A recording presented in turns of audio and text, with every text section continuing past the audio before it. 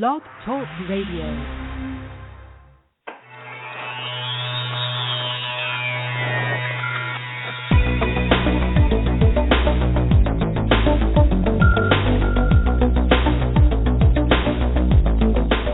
Across the country and around the world, streaming live on the internet, it's Real Estate Coaching Radio, bringing you the latest news, interviews, and secrets of the top producers. Hosted by award-winning real estate coaches, Tim and Julie Harris. Welcome back to Real Estate Coaching Radio, your source for unfiltered, full-strength honesty about what is truly working to get you into action and make you money in this new real estate boom. Julie, welcome to today's radio show. Thank you very much. So today, guys, we're going to be talking about a topic, and I've been hearing a lot of you request that we discuss this on the radio show, private clients and otherwise. You guys are seeing a lot of flat fee commission-cutting brokers enter back into the marketplace again. Nothing new, perfectly normal for those guys to be in the marketplace. And on today's radio show, we're going to give you 4 to 5 surefire ways to blow them out of the water so you never have to worry about losing a listing to a commission-cutting flat fee broker. And a lot of these things you're going to find not only work for overcoming the seller's consideration of listing with one of those guys, but also these ideas will be great for you to take normal listings even if they aren't considering a commission cutter. So before we get to today's topic, Julie, any interesting coaching stories from your schedule, from your world today? Well, yes, I'm seeing an interesting little phenomenon here and there. And I mentioned this maybe once before, but I'm seeing it especially along the coast, especially Florida and California, and a little bit in Vegas, and that is the exuberance and, shall we say, real desire for listing agents and their sellers to get absolutely top dollar on the ride up on the real estate recovery. But some of them are pushing it a little bit too far and having appraisal problems. So they're tending to use the one best comp and ignoring the 5 or 6 other comps, and we're running into agents having to figure out what to do about cut appraisals. So that's always a balance between, in the first place, price it so you're not so much on the edge, but they don't want to lose the listing by being the one that comes in lower. So we're doing a lot of pricing discussions, and this also points to another issue, which is making absolutely certain you're listing sellers who have to sell, not just want to sell. Because if they just want to sell and the appraisal comes in low, a lot of them are saying, well, I'll just keep the house. So that's what I'm seeing.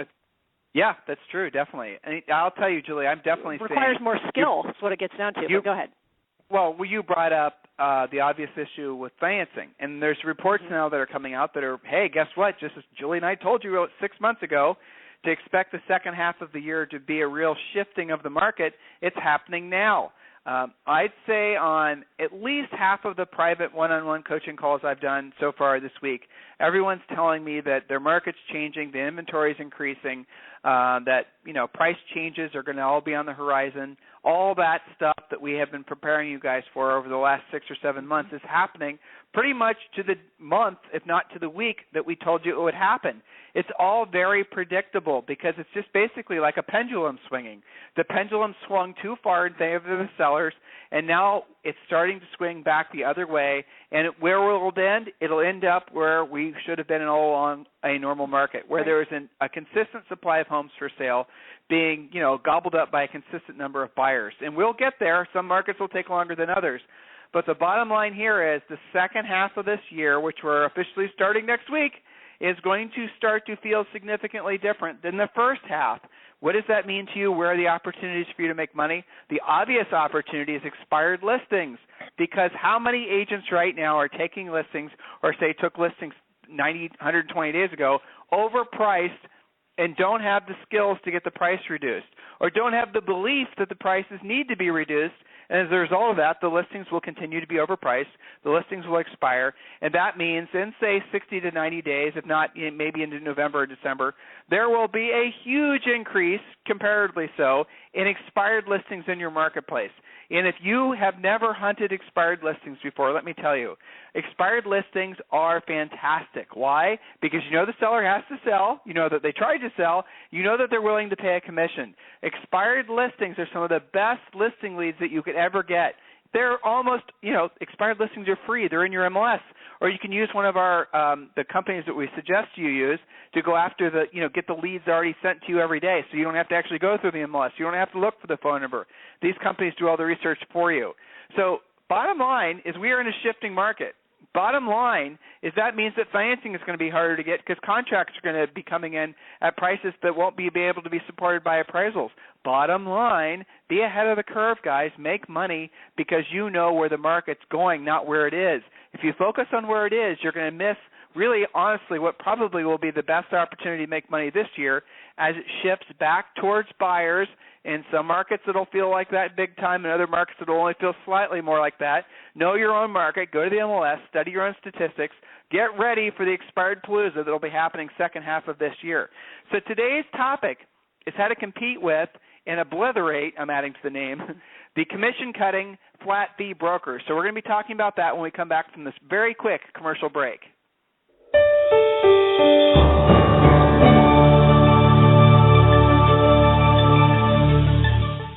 Is coaching right for you? And how can I guarantee it will work for me? Chances are you are asking yourself those questions right now. I'll answer those critical questions for you in just a moment. But first, let's be honest about something you may have always suspected. You've probably always known that the nation's top 1% of realtors, those millionaire agents you see on TV, they possess a secret knowledge that the other 99% of agents do not have. Where did they learn what they know? And more importantly, how did they learn how to put this closely guarded information into money-making action? It's simple. They have a coach. Not just any coach. The nation's mega millions, top 1% of the realtors know that in order to maintain their almost unfair advantage, that they must have their own personal coach. A proven, market-tested coach who has truly walked in their shoes. A coach who has worked with many of the nation's leading agents. At this point, you're probably ready to maybe try coaching. However, you don't want to be unfairly locked into a long-term ball and chain that coaching contracts can give you. It just makes sense that you should be able to try it before you buy it. Even more importantly, you want to have a coach who is the best of the best, not someone who is simply assigned to you or, even worse, has never sold real estate. Can you imagine? If this is you, I have something for you right now that is exactly what you have been looking for. For the next 48 hours, Tim and Julie Harris Real Estate Coaching is offering you a free coaching call. This is a real coaching call with a real Tim and Julie Harris coach. Now, while you are thinking about it, why don't you visit us online at freecoachingcallsforagents.com to get started. Once again, that is freecoachingcallsforagents.com. Now, let's be clear.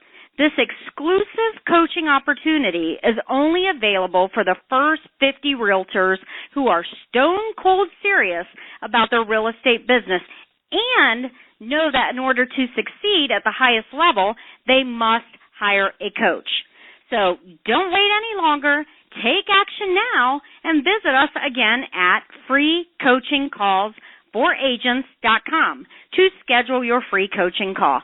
Again, that's freecoachingcallsforagents.com. Thanks so much. See y'all soon. Okay, we are back. So the topic of today's radio show is competing against commission-cutting flat fee brokers. So, Julie, when I say that, when I read the title of today's radio show, where's your mind go? Well, as an agent, my mind would go to, oh, gosh, I have to deal with that. I hope I don't have to compete with one of those people. As a coach, I go to, well, better to figure out how to deal with it than to live in fear of it. And you have several options and different ways you can deal with it. So, put aside the initial reaction. We teach in the mindset stuff, you can't control your first reaction, but you can control everything that happens after that, which in this case means learn to deal with it and know what your options are. So when you're dealing with one of these sellers that are considering a discounter, you've got to treat each one of these sellers differently. And you cannot, as Julie just said, allow your mindset to go overly negative. It could be that the reason that they're considering one of these companies is just because they haven't listed, it's because they haven't met you yet. In other words, they don't realize that there are other alternatives. They don't realize the benefits of listing with you.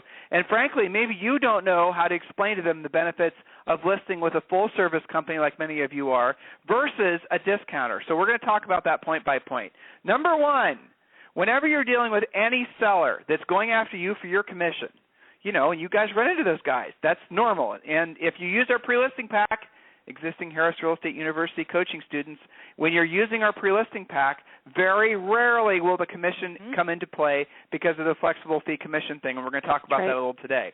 That's just a side note. So, but as a rule, when you're trying to help work with a seller that is trying to go after your commission, you can never really rationally explain to a seller why your commission is what your commission is. And that's the reason that traditionally agents have been taught to say, no, any other questions? Well, guess what? That means that, no, you won't be getting the listing, because that is not overcoming the objection. That's you just kind of being a jerk. So that's the reason that doesn't work. The way it does work is you need to redirect the seller away from focusing on your commission to what matters most to them, the amount of money they're making from the closing. So let's say it's something like this. Mr. Seller, I appreciate the fact that you want me to reduce my commission by, say, a point or whatever it is. I appreciate that. And you know what? I understand where you're coming from. I mean, in this marketplace, in this economy, it's important that you watch every dollar. But with that said, Mr. Seller, what matters most, the amount of money I make or the amount of money you make from the size of the check that I hand you at closing? In other words, Mr. Seller, when I hand you the check, the proceeds at closing, and the amount of money meets or exceeds your expectations, does it really matter how much my commission was? Does it really matter what I charged you, whether it be a point or whether it be 1,000 points? Of course it doesn't matter. What matters is what you make, not what I make, correct? Okay. Now, in most cases, that in itself will lead to the second point that I wrote down. And the second, Julie, make sure, well, you know what, guys? Before I get to my second point, I'm going to throw this in there. Sometimes, even at that point, you're still going to have people, sellers, that are really, really focused in on you cutting your commission. And let's just be honest, sometimes it's a cultural thing. A lot of folks that have come here from different parts of the world, it's literally part of their DNA to negotiate. And no matter what, they're going to want to negotiate. And if you want to take the listing, they're going to have to feel like they got you to negotiate. Just accept it. They want something. They want something. Get over it. So don't give them a percent. Give them a dollar amount. So only realtors think in terms of percents. You guys, we think of 6, 7, 3%, whatever it is. Normal people think in terms of dollar amounts.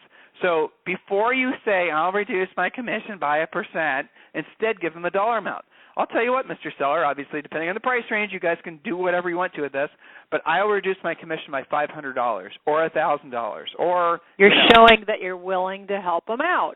9 times out of 10, that's all they want is you to give something. And I got to jump in here also, Tim. Go ahead. I'm sorry. No, go ahead, Jules.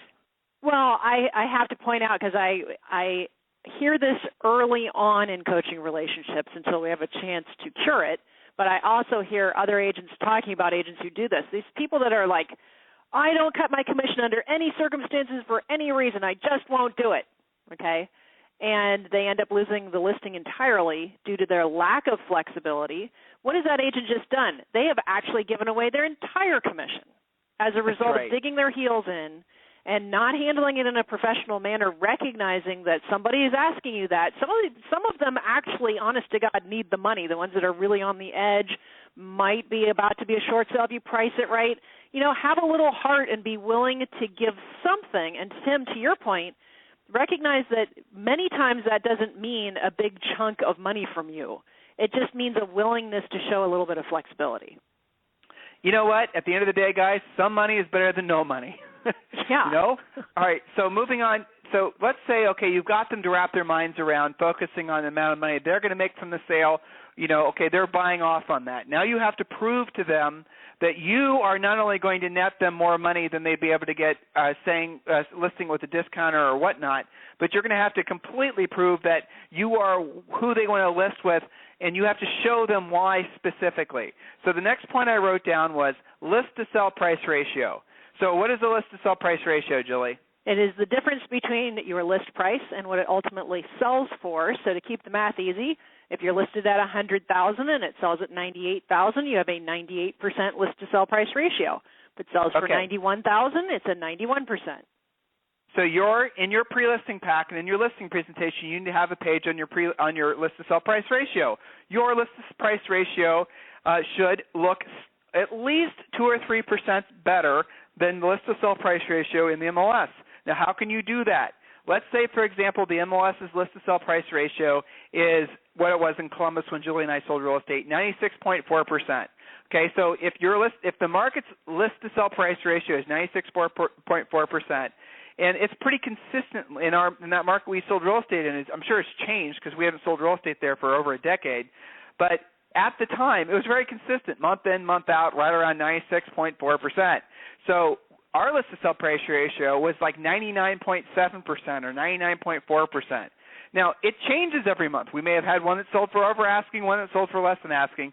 So on the page that you're presenting to the seller where you're showing them the list to sell price ratio, you can actually take a slice. So let's say you had a closing that you had one closing, it happened last week, and it sold for full asking price. Use that in your analysis comparing the list to sell price ratio. So in June of 2014, my list to sell price ratio was 99.8%, and that same month the MLS's the average agent according to the MLS's list to sell price ratio was whatever it was, 94%. Guys get the idea? You want to basically pick your best statistic and compare it to the average, and guess what? You want to definitely disclose that. I'm not telling you to make up your numbers or lie, but if you do take a slice that makes you look good, there's nothing wrong with that. That's called normal. You are in a business sales business, Just at least disclose that you're not using your historic list to sell price ratio. You're using a specific day and time in history to represent that you can indeed deliver better than the average. Next point I wrote down. Now, I'm going to kind of connect all the dots for you guys in a second about how you're going to use these for competing against commission cutters and flat fees. So pay attention. Don't start, wandering. Next point I wrote down, days on the market. That's very simple. Jules, explain that one. Well, so days on the market is exactly what it sounds like. It is your average days on the market versus your bigger marketplace. So if the market in general has an average days on the market of 180, but your personal average is only 60, you're showing that you sell homes on average 2 months faster than average. Why are we going through the list to sell price ratio and the days on the market? Because you have to provide value to substantiate your commission. Part of the reason that sellers ask you to reduce your commission is because it's the only way they know to even the playing field. They don't know what questions they should be asking you. In their mind, we all look the same until you prove your value, especially to the point where they don't even bother to ask because they're seeing what a huge difference listing with you is going to make. Gosh, they'd almost be willing to pay you an extra point given what your presentation looks like. And Julie's foreshadowing where we're going with this and how you can basically use this when competing against the commission cutters and the flat fee brokers. So the next point I wrote down, so you understand, guys, you're going to be showing your average days on the market versus the general, market days on the market according to the MLS. And the last point I wrote down, and I'm going to give you guys some extra information here, is do use a flexible fee. If you're in one of our coaching students, level 4 if you're in Real Estate Coaching Essentials, or if you're in Advanced or Breakthrough, use the flexible fee. It's all there. The flexible fee basically is designed to make it so that you'll never lose a listing over commission. And I don't want to get into explaining the flexible fee on today's call, on today's radio show. We've done that before. Now, so here's the bottom line. When you are comparing yourself to an individual agent, if you know you're competing against one specific person, or if you're comparing yourself against a broker, or I'm a discount broker or a flat fee broker, do use those statistics. Do show the sellers the facts about what is actually happening with these flat fee discount brokers. And here's another little twist on it. Where's the incentive, Mr. Seller, for that flat fee broker who's just listed your house for $300? Where's the incentive for them to sell the house? Where do those guys make their money? Just ask them that question. So where do they make their money? Let me just reposition that for you, Mr. Seller. So they sell your house, they make $300, or if they keep your house for sale, they can attract buyers who then those buyers will purchase things, and then in our marketplace they might make an average of $15,000 or $20,000 a sale. You see, Mr. Seller, these flat fee brokers, when you look at their statistics, when you look at their average days in the market, when you look at their expired rate, which is another thing I didn't write down, you guys might want to compare your expired rate to your competitor's expired rate or the expired rate in the overall MLS. If you haven't had enough, if you've only had 2 houses and they both sold, you have 100% sales rate. Congratulations. Brag about it, right? So that's another thing. These discounters, these flat fee brokers, traditionally, guys, the fact is that they have a longer days in the market. They have a lower list to sell price ratio, usually some of the worst in the marketplace, and they have the highest expired rate because these flat fee brokers don't make any real money from the actual selling of the listings. They make their money from buyer side transactions. So when you look at these flat fee brokers and you get into the MLS and you look at their statistics, unless there's somebody running a flat fee brokerage sweatshop out of their basement, you're going to see almost always their greatest transactional volume, if they have any at all. Most of them don't, as you guys know. But if they do, it's almost always coming from the buyer side of the transaction, not the listing side. Really what this all comes down to is confidence. It comes from confidence from being prepared. It comes from confidence from having an organized listing presentation, confidence from having an organized pre-listing pack, confidence from knowing how to present your USPs, right, unique selling propositions, to these sellers, and confidence in knowing that no matter what comes up during these listing presentations, before, during, or after this meeting with your sellers, that you are the best guy or gal for the job. Where does that come from? Where does that confidence come from? Your preparedness, obviously, but mostly it comes from the education, your willingness to apply what you learn. Coaching students, I'm stunned and amazed how many of you still are struggling to get your pre-listing packs done. It is critical that you get that done because our pre-listing pack, when used correctly, and we just we're putting up new samples of completed pre-listing packs on the website right now. When used correctly, is the listing presentation, is the listing process. Going to the seller's house after they've seen the pre-listing pack, semantics. It's a social call. There's really not a lot of selling that's necessary if you sent the pre-listing pack, if you basically, followed the process leading up to it where you're, relatively assured that they've looked at it. Follow our process. It works in every price range, in every market. I've got coaching clients, Jules, that are listing $5, $6, $10 million properties. They're loving the pre-listing pack and our unique listing process. And, of course, we have people that are clear on the other end of the spectrum, too. This works in every market, in every price range. We do want you to take the pre-listing pack. We do want you to personalize it for your marketplace. Obviously, use your own information, your own statistics. But what matters most is if you're competing against a commission cutter and a flat fee broker, it doesn't really matter because they don't have when the facts come out, Mr. Seller, okay, when the facts come out, Mr. Seller, and you look at the actual numbers, these commission cutters, these flat fee brokers, if they sell your house at all, will net you less than when you have it listed with me. So sure, on paper, they might be listing the house for 2 or 3%, maybe if they're listing it for a low flat fee, less than what a normal full-service retail broker would charge.